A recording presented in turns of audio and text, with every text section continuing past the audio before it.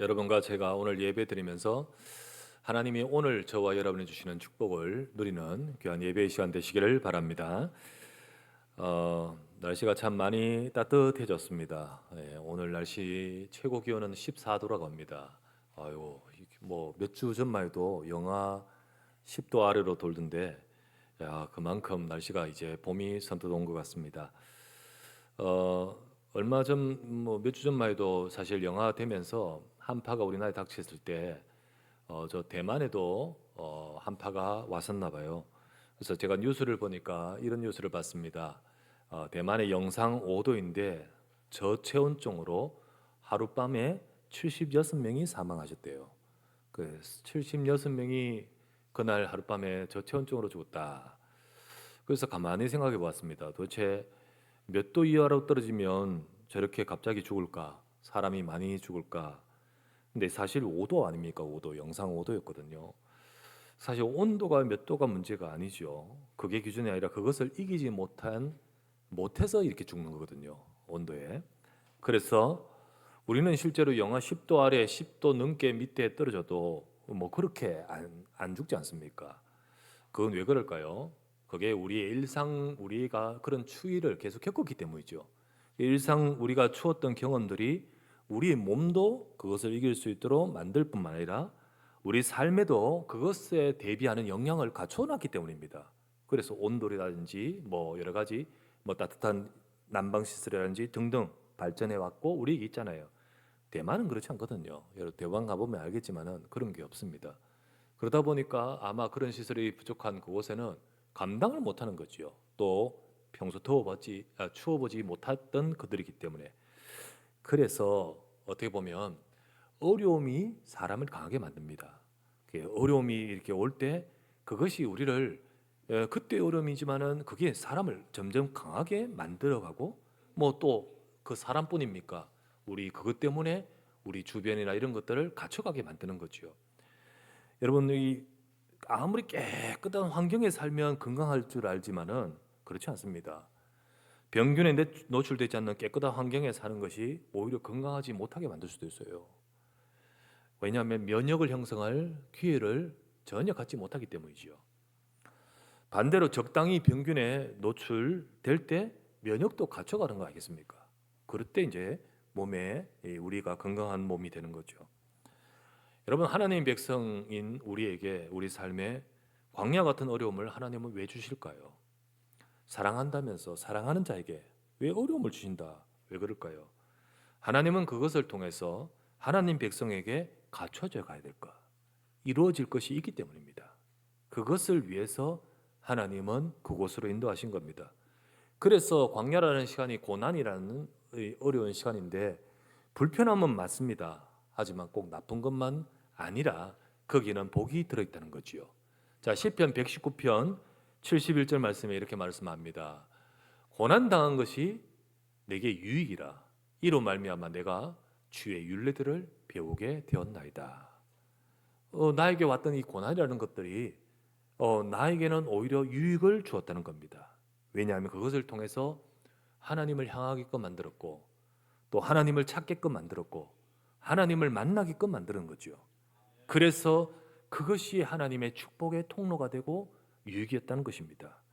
하나님은 이스라엘 백성들이 그때 그들이나 지금 우리에게 주신 광야의 어려움을 통해서 하나님의 말씀과 뜻을 깨달아가면서 우리를 축복 속으로 가기를 인도하십니다. 그래서 하나님은 우리를 복음으로 세워 가십니다. 그래서 여러분과 저를 이 세상을 살릴 세계복음화의 응답을 받을 자로 하나님은 우리를 고쳐져 가시고 또 치유돼 가시고 그리고 또 세워 가시는 것이 바로 우리에게 허락하신 그 광야라는 과정인 것입니다. 여러분에게 있는 갖가지의 여러분의 문제 속에서 여러분이 하나님의 응답을 받기를 주의 이름으로 축원합니다. 그래서 오늘 말씀에 광야도 축복의 사람 되어 버리십시오. 하나님은 하나님의 백성들을 그 광야를 축복으로 하나님이 허락하시던 사실을 우리는 다시 한번 보고 여러분과 저의 삶이 하나님의 응답의 시간이 되시도록 그렇게 붙들기를 바랍니다. 첫 번째 보실 말씀, 여러분 최고의 복은 무엇입니까? 하나님의 최고의 축복은 복음입니다. 하나님의 최고의 축복인 복음에 대해서 생각합니다. 우리는 복이냐 아니냐를 어떻게 기준으로 생각하냐? 잘 되느냐 또는 어렵냐? 이 관점으로 복이다, 복 아니다라고 생각합니다. 그렇게 생각하기 쉽습니다. 그러나 여러분, 그것은 아주 단편적인 생각이죠. 굉장히 단편적이고 일차원적인 생각입니다. 물질적 생각이고 현세적 생각이고 굉장히 아주 단편적인 관점입니다. 실제로 우리가 방금 말했던 기준으로 잘 되느냐 안 되느냐 어렵느냐 뭐 이런 걸 따라서 우리 생각할 때 이게 복이다라고 생각했던 것이 나중에 보면 화가 될 수도 있습니다. 그걸 몰라요. 돈이 갑자기 생겨서 이게 너무 갑자기 생겨서 부작용이 생깁니다. 화가 됩니다. 화가 돼요. 화가 되기도 합니다. 너무 요즘 잘 돼. 정신없이 잘 되다가 그러나 중요한 것을 간과하고 잃어버린다면 그건 화가 돼버립니다. 너무 잘 되다 보니까 중요한 것을 놓쳐버려요. 건강을 잃어버린다든지 너무 중요한 소중한 것들, 우리 가족을 외면시한다든지 너무 잘된 그것 때문에 우리 아이들을 정말 소중한 그때를 가까이 못했다든지 만약에 그렇다면요, 그거는 잘 되는 게 아니에요. 아닙니다. 절대. 정신없이 하다가 예를 들면 눈에 보이는 것만 막 보고 정신없이 따라가다가 정말 더 중요한 영원한 것을 잃어버린다. 그러면 축복 아닙니다, 여러분. 그래서 그런 것들은 진정한 축복이라 할 수가 없는 거지요. 물론 잘 되는 거, 또 뭐 물질적인 거, 우리 이런 것들을 하나님은 축복으로 주시기도 하십니다. 그러나 가장 근본적인 것을 잃어버리지 않고 뒤에야 그게 복이겠죠. 진정한 축복은 인간이 생각하는 잘 되는 것만이 아니라는 겁니다. 진정한 축복은 하나님이 주시는 위로부터의 복입니다. 위로부터 주신 축복. 우리가 생각하는 땅에서부터만 우리가 생각하고 달려가는 것이 아니라 위로부터 주신 축복. 우리가 생각하는 세상적 관점에서 저것은 실패다, 저것은 망했다 라고 생각하는 것이 위로부터 주시는 복 안에 있다면 그것은 축복입니다. 축복 속에 있습니다. 왜냐하면요, 진짜 인간에게 있어서 복은 하나님이기 때문입니다. 하나님이 인간의 복의 근원이시기 때문이에요. 창세기 1장 27절에 하나님이 사람을 자기의 형상으로 딱 만드시고 나서는 우리 인간에게 제일 복을 주신 분이 하나님이십니다. 하나님이 그들에게 복을 주시고 축복하시면서 말씀하셨습니다. 인간은 하나님과 함께하면서 하나님이 계심으로 인하여 우리가 진짜 복이 됩니다. 요셉을 아시지 않습니까?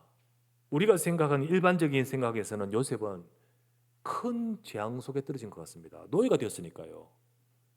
어떻게 형들이 그를 팔아버립니까? 완전히 인생은 전 나락으로 떨어진 것 같잖아요. 그러나 창세기 39장 2절에 보니까 요셉은 하나님이 함께 하십니다. 현실은 노예가 되었고 팔려진 곳은 집을 떠나 저 애굽으로 갔지만은 하나님이 그곳에 함께 하십니다. 창세기 39장 2절 말씀에 여호와께서 요셉과 함께 하심으로 그가 형통한 자가 되어 그의 주인 애굽 사람의 집에 있으니, 자기 자신에게도 이 축복이 비록 노예지만 하나님의 그 함께 하심으로 복이 있을 뿐만 아니라 심지어는요, 다른 사람까지 복되게 만드는 비밀이 요셉에게 있습니다. 그래서 5절에 보면 여호와께서 요셉을 위하여 그 애굽 사람 집에 복을 내리셨다고 하시죠. 나중에는요, 요셉으로 인하여 그 애굽 이집트에 닥친 재앙을 막고 세상을 살리도록 만들지 않습니까? 그래서 우리는 하나님이 복입니다. 그런데 그 하나님이 주신 축복 중에 최고의 축복이 뭔지 아십니까? 그게 복음입니다.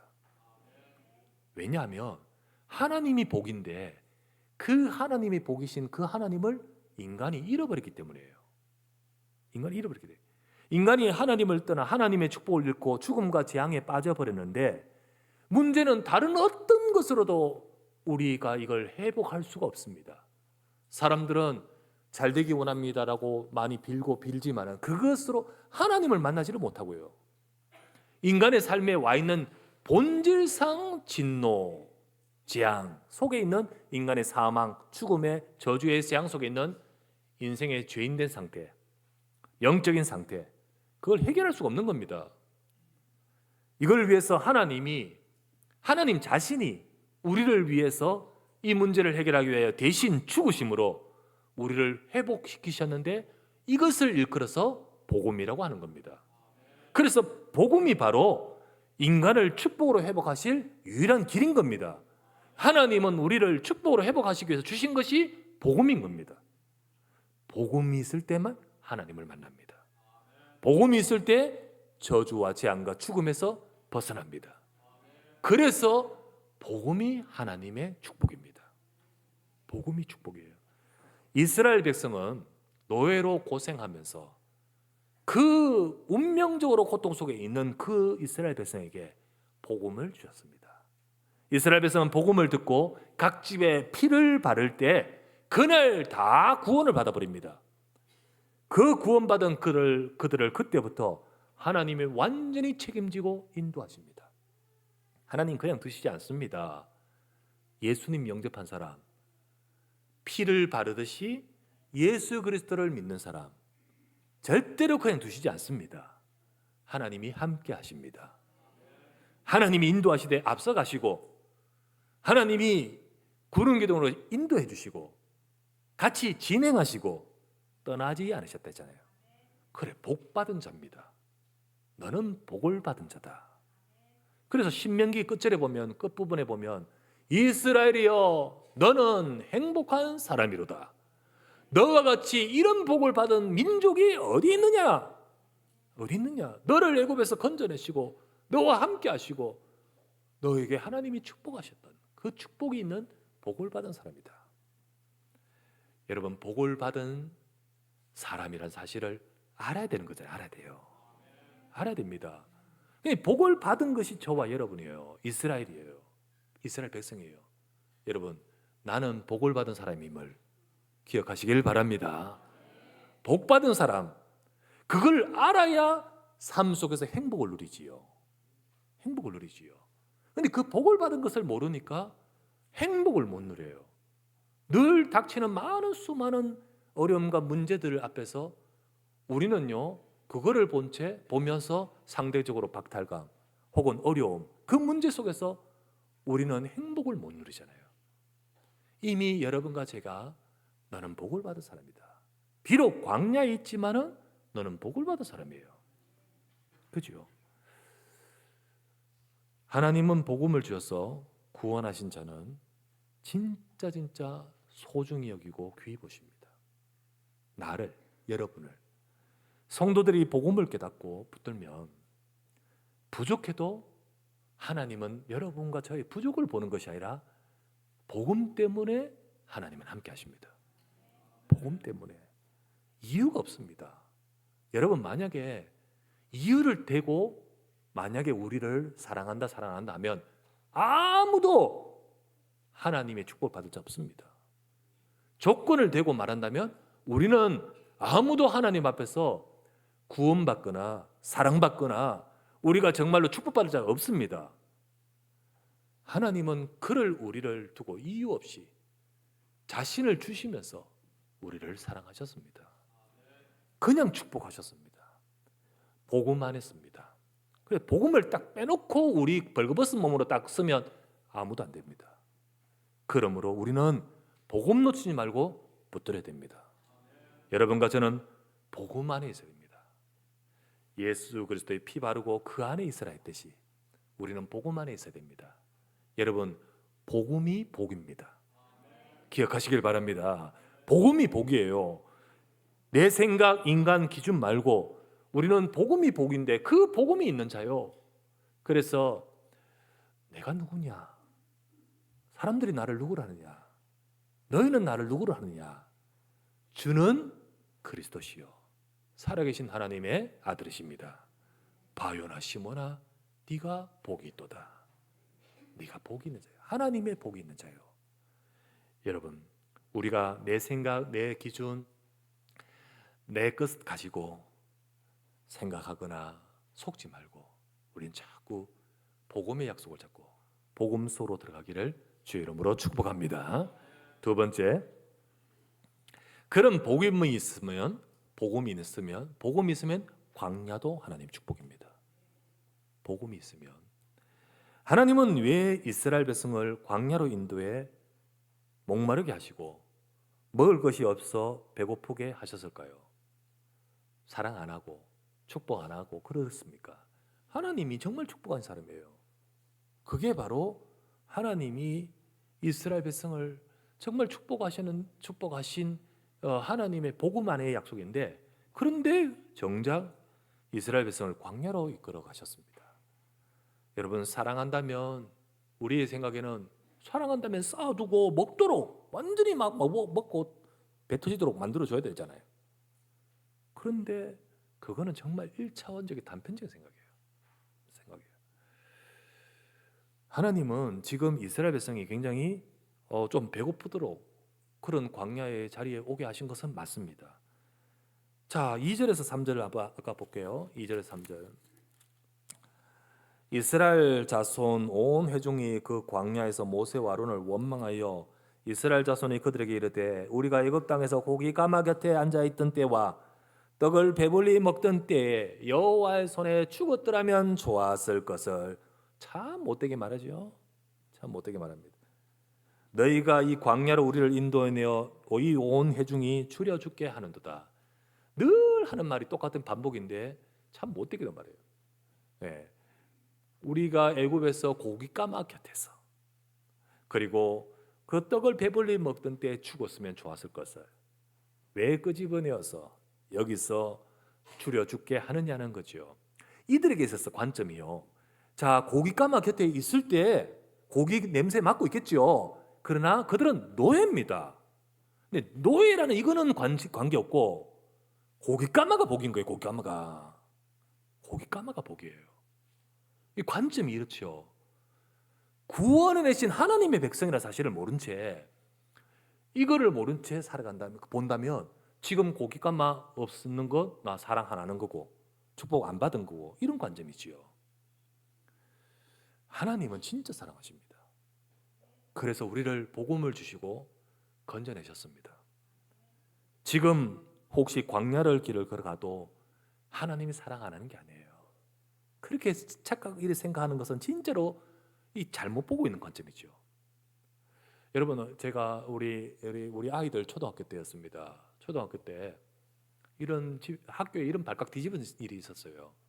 선생님이 아이를 조금 체벌을 했는지 자세히 기억은 안 나는데 무슨 일이 있었는 거예요. 그것도 옛날처럼 체벌합니까? 우리 요즘 조금 그랬는 거예요. 애가 이제 집에 가서 말했겠죠? 야단나서 집안 가족 총출동했어. 할아버지, 할머니, 그리고 부모님들 와가지고요. 그 선생님을 중간에 세워놓고요.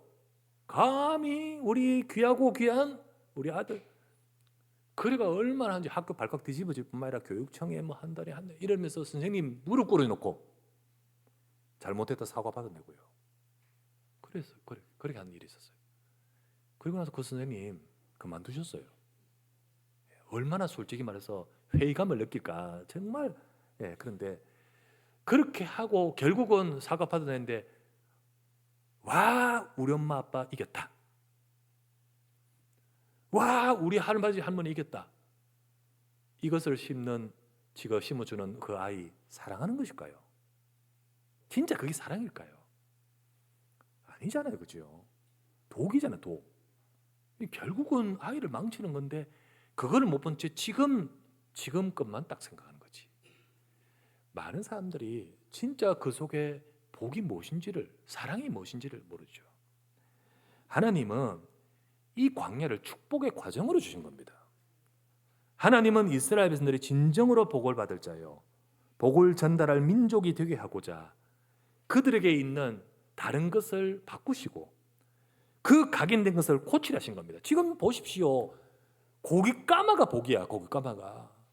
그런 생각 속에 있는 그 노예 상태 속에서 계속해서 있는 그들을 바꿔가기를 원하시는 거지요. 그 상태 속에서 곧바로 가나안 땅에 들어가서 세상을 살릴 자가 될 수 있겠습니까? 하나님께서는 그래서 우리가 지난주 보았다시피 광야로 들어서자마자 그 자기들의 그 시험하사 자기들의 것을 드러내시고 딱 하시는 말씀이 나는 너희를 치료하는 여호와입니다. 하나님은 진짜 근본된 이 부분을 치료하기를 원하시는 거죠. 지금 있는 뭐 요거 아프다 저거 하다 그게 문제가 아니잖아요.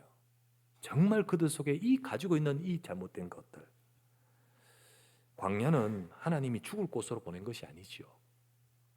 하나님의 인도를 보는 것이에요.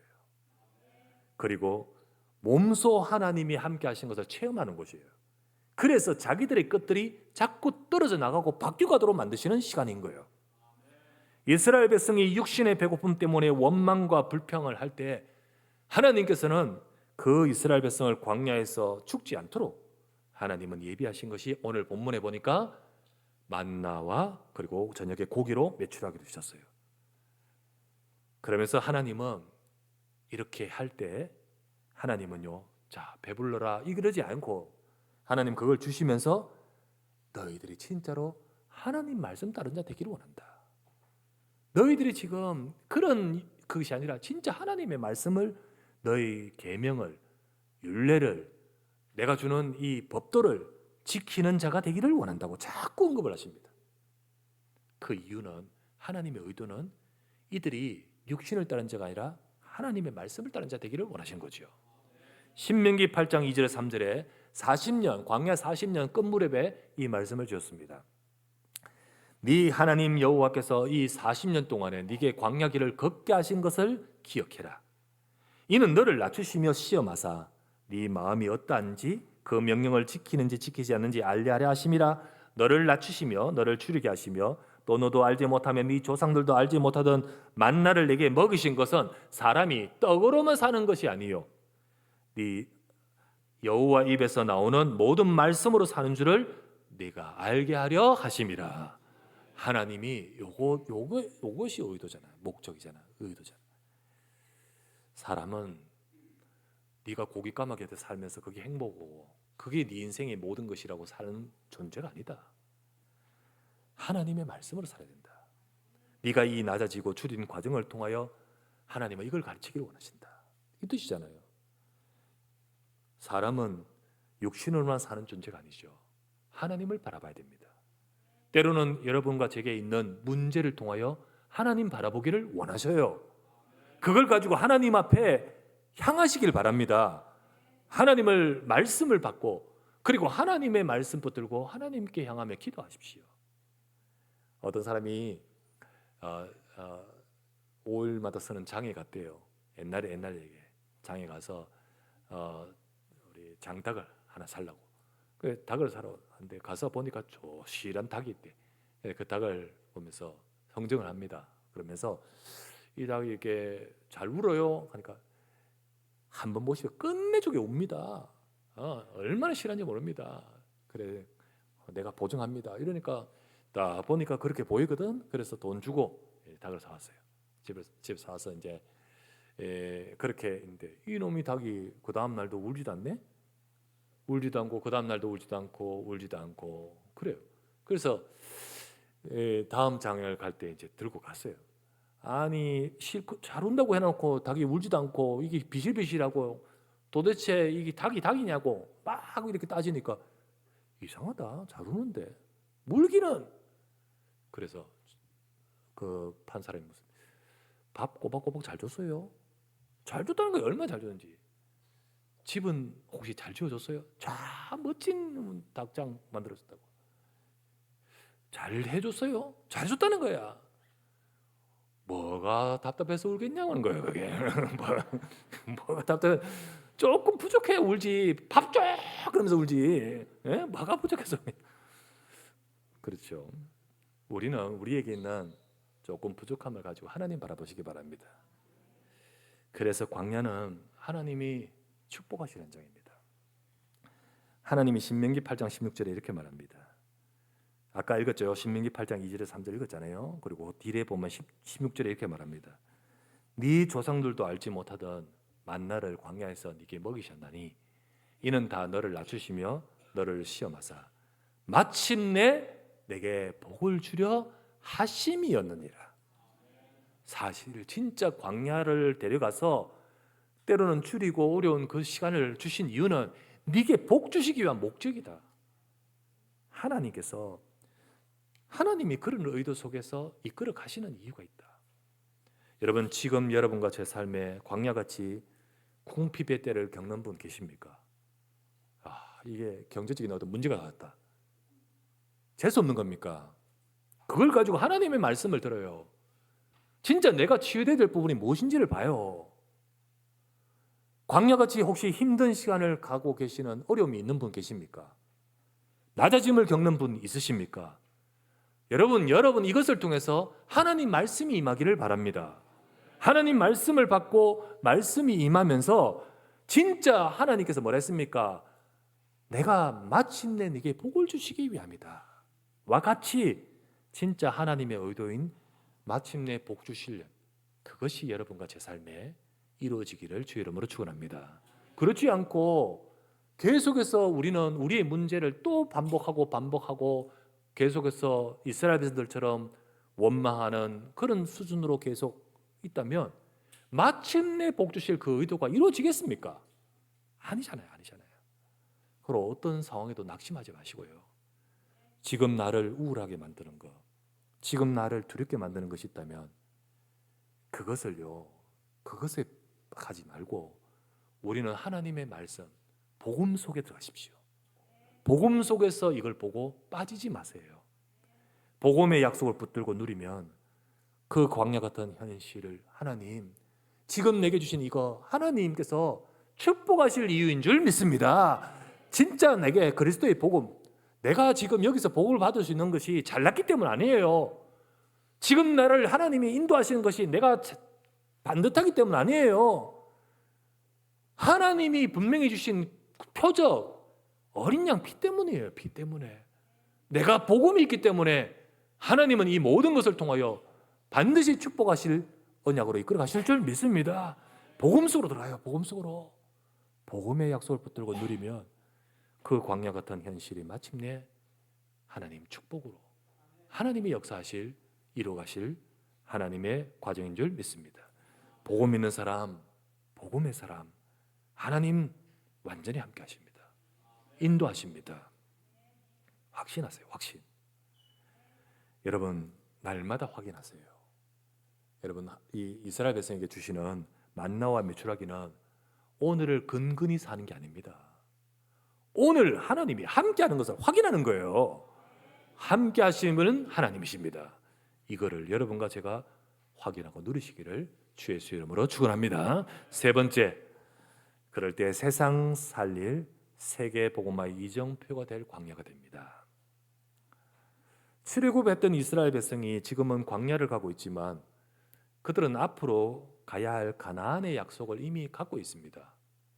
이거를 이제 지금 보느냐 안 보느냐는 각자의 상태에 따라 달리지만 이미 하나님은 주셨습니다. 하나님이 뭐라고 약속하시냐? 아브라함에게 약속하셨던 그 땅을 이스라엘 백성에 주실 것이라 말씀하시면서 백성을 건져내셨습니다. 내가 너를 애굽 땅에서 건져내어 젖과 꿀이 흐르는 땅, 그 땅으로 인도하여 드리고자 하노라. 그러면서 건져내셨거든요. 그래서 광야는 가나안으로 가는 길입니다. 그리고 응답의 과정입니다. 그렇다면 이 광야가 어떻게 하느냐에 따라서 우리의 삶에 두 이정표로 나타날 수 있습니다. 두 이정표로 남길 수 있어요.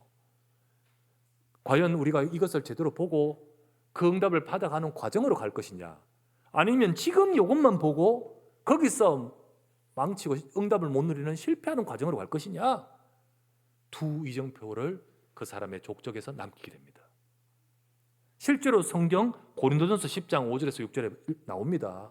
뭐라고 나오냐면 이스라엘 백성들을 봐라. 40년 동안 있으면서 그들 중 다수는 하나님의 약속을 믿지 않고 그 광야에서 망함으로 우리에게 실패의 본보기가 되었다고 되어 있습니다. 그 인생이 이렇게 가면 실패한다는 이정표를 남긴 거죠. 여러분 그것을 보고 똑같이 그 이정표 따라가면 같은 길 가는 거지요. 하지만 어떤 이는 그 광야에서 하나님의 응답을 확인하고 누리면서 가나안 정복을 응답받는 이정표로 남긴 사람도 있습니다. 두 이정표가 남아요. 여러분과 저는 어떻게 할까요?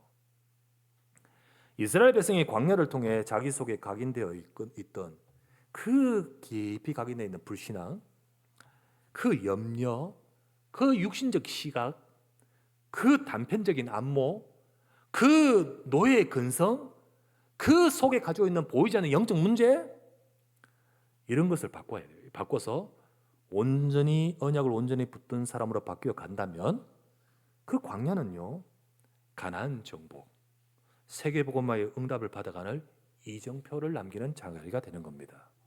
이정표를. 하나님은 그 약한 점 모르시지 않습니다. 그 어려운 점 모르시잖아요.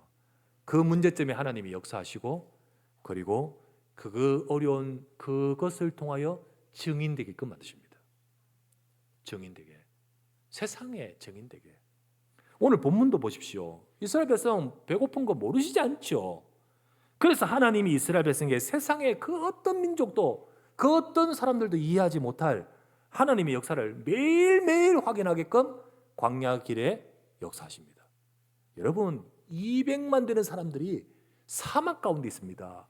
어떻게 살아남습니까? 그 광야에서 매일 아침에는 일슬이 싹 내리는데, 그러고 나서는 하얀 뭐가 있어. 이거를 주워 담는데 이게 이제 소위 말하면 식재료예요, 식재료요. 가시같이 생긴 갓시라고 생겼고, 그리고 꿀 섞은 과자 같은 맛이라고 나옵니다. 그걸 가지고 뭐 요리를 해 먹고 식재료를 써 먹고, 저녁에는 단백질 부족할까 봐 하나님이 메추라기를 광야에 어디서 그런 게 나오는지 그냥 와가지고 땅바닥에 그거 어떻게 잡습니까? 땅바닥에 그냥 내팽개 쳐가지고 가서 죽도록 아침 저녁 그렇게 해서 200만을 살려갑니다. 하나님이 이렇게 다른 사람들이 전혀 경험하지 못한 하나님의 어마어마한 역사를 늘 체험하면서 이게 세상에 증인되게끔 하나님이 역사하신 거죠. 그렇다면 여러분, 나중에 이스라엘 백성이 가나안 정복할 때 가나안 땅에 있는 사람들요, 저 이스라엘 백성들 봐라, 저 하나님이 애굽에서 건져내시고 홍해를 가르시고 광야에서 구름 기둥 불 기둥으로 하나님이 40년 동안 먹이신 그들이 우리 앞으로 들어온다. 다 벌벌 떨었습니다. 증인이죠. 여러분과 저의 삶에, 여러분과 저에게 있는 문제를 통하여 오히려 하나님이 역사하신 응답 가지고 증인될 줄 믿습니다.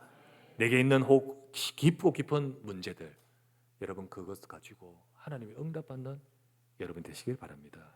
그러므로 우리는 광야 같은 어려운 현실과 문제 속에 착각하고 염려하지 마십시오. 눈에 보이는 것을 보면서 염려하고 두려워하고, 이스라엘 백성들처럼 우리 생각과 기준을 갖고 이러다 죽겠구나, 이러다만 큰일 났다, 왜 이러냐라고 하지 말고 오히려 복음에 집중하는 기회로 만드시기 바랍니다. 진짜 하나님을 바라보면서 오직 복음으로, 네가 떡으로만 사는 게 아니라 여호와의 말씀, 하나님 나는 복음이어야 됩니다. 사실 이 우리 생각 판단 기준에 빠지지 말고 하나님 말씀 듣고 진짜 묵상하면서 이 복음 속으로 들어가야 되는데, 그래야지 라고 입은 아멘 하는데 내 생각은 여전히 바뀌지 않으면 여전히 그래도 돼요. 그래도 그쪽으로 가는 거예요. 우리 것이 아니라 말씀 잡아야 됩니다. 어떤 한 사람이 너무 비만이래, 비만. 그래서 이거 좀 고치려고 물론 해야겠지만은 병원에 가서 비만 치료를 받으려고 갔는데 의사 선생님께서 처방을 주시는 가운데 이제 식단을 좀 바꾸도록 하죠. 근데 이렇게 말했어요. 뭐라 하냐면 이제 매일 현미하고 사과 반쪽만 먹어라. 이렇게 딱 처방 딱 해주면서 이렇게 했어요. 그러니까 감사하다고 말하고, 그 사람이 뭐라 하냐면, 그러면 제가 이걸 식전에 먹을까요, 식후에 먹을까요? 이렇게. 야, 이 사람은 그게 밥이라고. 그게 뭐 또 그것까지 더 먹으려고. 전부 지것 가지고 그다음 네 거 내려놓고 그게 밥이라고. 그게 답이라고. 그게 우리에게 언약이라고. 여러분과 제가 내 것이 아니라 하나님의 약속을 잡아야지요. 내 생각이 아니라 하나님 주신 언약을 붙드십시다. 하나님은 복음이 복이라고 하셨습니다. 복음이 있으면 광야도 축복이라 했습니다. 진짜 그러면 광야에서 이 복음의 축복을 누리면 그 광야는 세계복음화의 이정표가 될 것이다.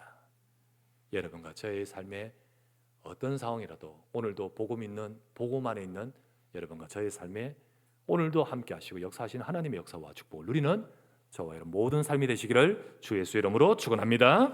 전능하신 아버지께 감사를 드립니다. 오늘도 하나님의 백성들이 예배의 자리에 와서 예배하는 이 시간 우리 성도들의 모든 삶에 하나님의 능력을 부어 주옵소서. 하나님의 최고의 축복은 복음입니다. 복음 안에 있을 때 우리가 복 있는 자요, 우리가 있는 광야 같은 현실도 축복이라고 하셨습니다. 하나님, 광야조차도 축복이 되게 만드는 사람 되게 하소서.